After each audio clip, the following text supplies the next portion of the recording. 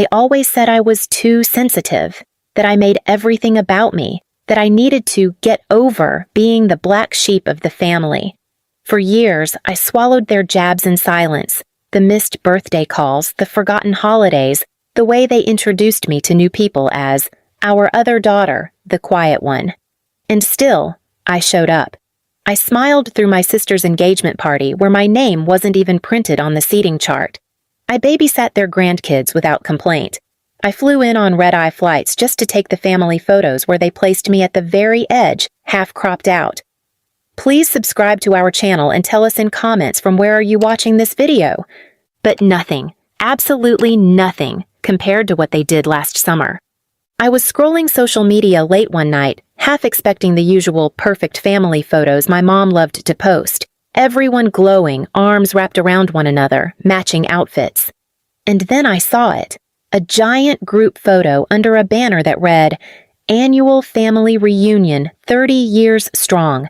My sister in front, my cousins, my aunts and uncles, all gathered at a breathtaking resort on the coast. And me? Nowhere, no invite, not even a text. I stared at the photo for what felt like hours. I checked my email, my messages. Nothing. My throat closed. The room felt like it tilted. They had planned the entire reunion. They coordinated outfits, travel, events, and didn't include me. I called my mother. It rang twice before she declined it. The next day, I received a short message. We figured you'd be busy. You never seem to want to be around family much anyway. Busy? That was the excuse? I felt like my chest had been hollowed out. I took a deep breath and whispered aloud, Okay. What they didn't know was that 3 months earlier I had quietly finalized the purchase of a stunning coastal resort. It had been a private dream, something I'd been working toward for years through my interior design company. After rebuilding beach houses, managing properties, and even flipping old motels into boutique stays, I'd finally signed the dotted line. I hadn't told anyone yet, especially not my family. They'd never believed I'd amount to anything. I'd kept my distance, my wins quiet. Until now. I looked at that photo again. The resort seemed oddly familiar. I zoomed in, and then my stomach dropped. They were standing at my resort.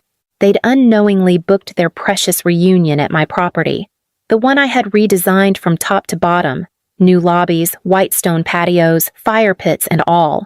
They'd reserved rooms, taken photos by the fountains I picked, and toasted to family love under the lights I'd strung across the courtyard. That's when the idea formed. I wouldn't confront them. I wouldn't yell. I wouldn't beg. I'd welcome them, like any good resort owner would. But I'd make sure they never forgot who really owned the spotlight now. I flew down to the coast quietly, no big announcement, no flashy entrances, just me, my suitcase, and a plan. The front desk staff, whom I had hired and trained myself, greeted me with warm smiles. Miss Lane, the manager said, your family checked in yesterday. They're in the garden suites. Should we prepare the sunrise hall like you requested? I nodded, slipping my sunglasses off slowly. Yes, I said, and I'd like to approve the guest list for the dinner tonight, personally. I spent the afternoon reviewing every detail, the menu, the music, even the centerpiece designs. I instructed the kitchen to serve their signature dishes with a twist, customized plates with name tags. Everyone in the family would receive a plated dish with a custom label, cherished guest, beloved aunt, golden nephew. But the seats meant for me, my daughter, or any mention of my name. Nothing. No card, no plate. Exactly like they'd treated me all these years. But that evening, the real curtain rose. They gathered for dinner in the open-air banquet hall, the ocean breeze soft and golden. My mother wore a new silk shawl. My father stood at the bar, his booming laugh echoing. My sister, always the center of the universe, twirled in front of everyone as her toddler climbed the dinner tables. Not a single one of them noticed me watching from the side, dressed in a sleek navy dress, clipboard in hand. To them, I was part of the staff, invisible, just like they'd always treated me. Until the lights dimmed, until the host took the microphone. Ladies and gentlemen, he said, voice warm and practiced, We'd like to take a moment to thank the person who made tonight's celebration possible. The reason you're all gathered here at this beautiful resort." My mother looked up, confused. My sister froze mid-sip.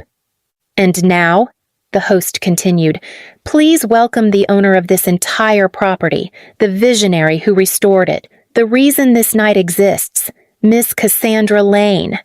I stepped out of the shadows, clipboard gone, and heels clicking on the stone floor like thunder. The air changed. Forks stopped mid-air. My mother blinked, clutching her glass. My father's jaw dropped. My sister let out a nervous laugh, the same fake giggle she used in high school when caught cheating on a test, and I smiled. "Hello," I said into the mic. "I hope you're all enjoying the accommodations. You chose a beautiful venue. Excellent taste."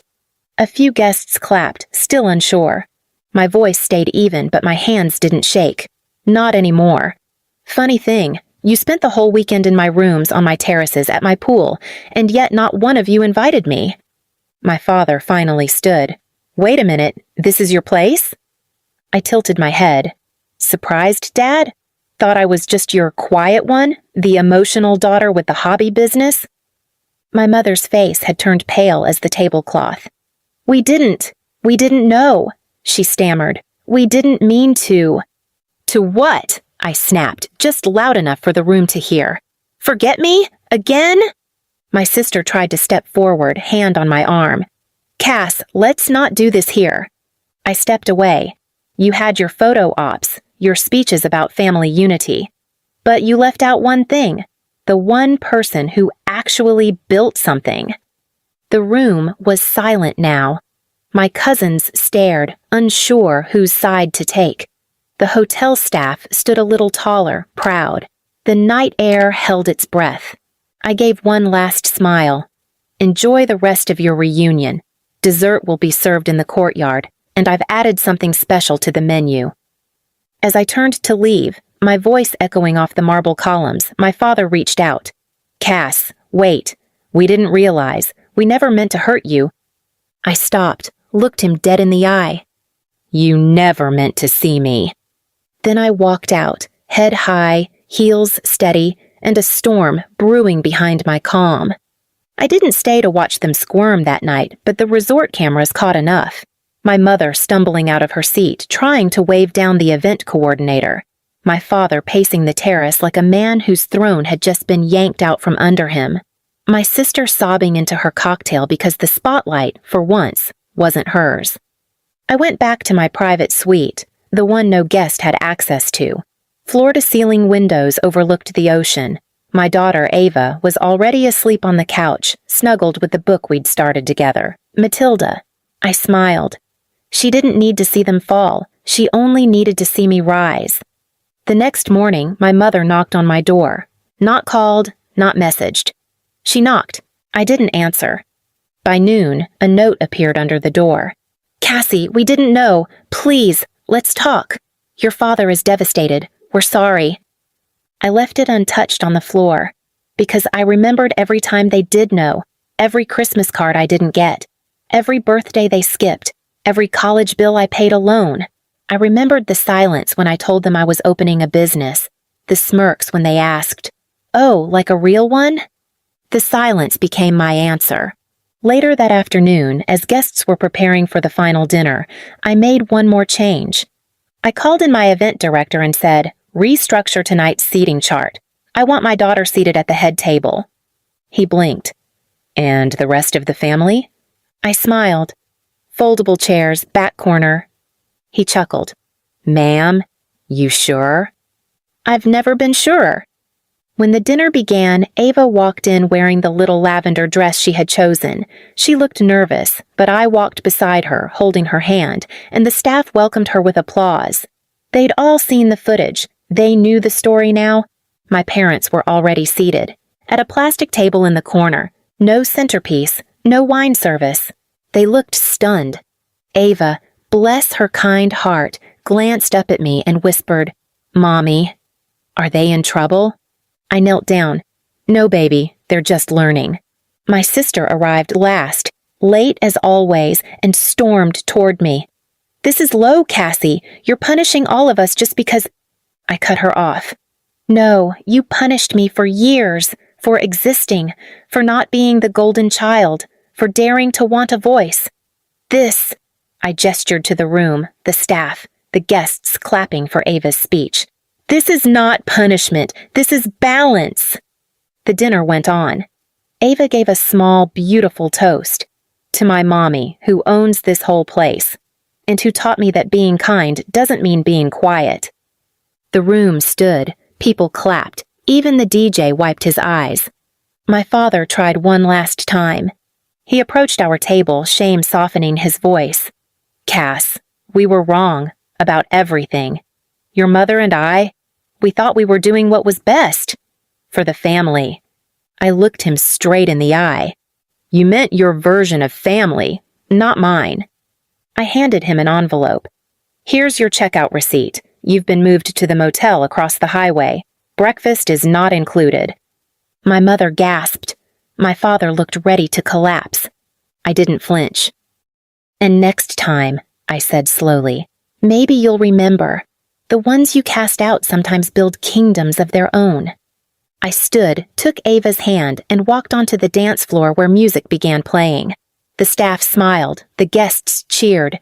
Behind us, the family who once mocked me for being quiet, emotional, not enough, sat in silence, in plastic chairs, at a resort they thought they owned, until the truth knocked the silver spoons right out of their mouths. Justice wasn't loud. Justice was served, with elegance, reservation, and a chilled glass of poetic revenge. Please subscribe to our channel and tell us in comments from where are you watching.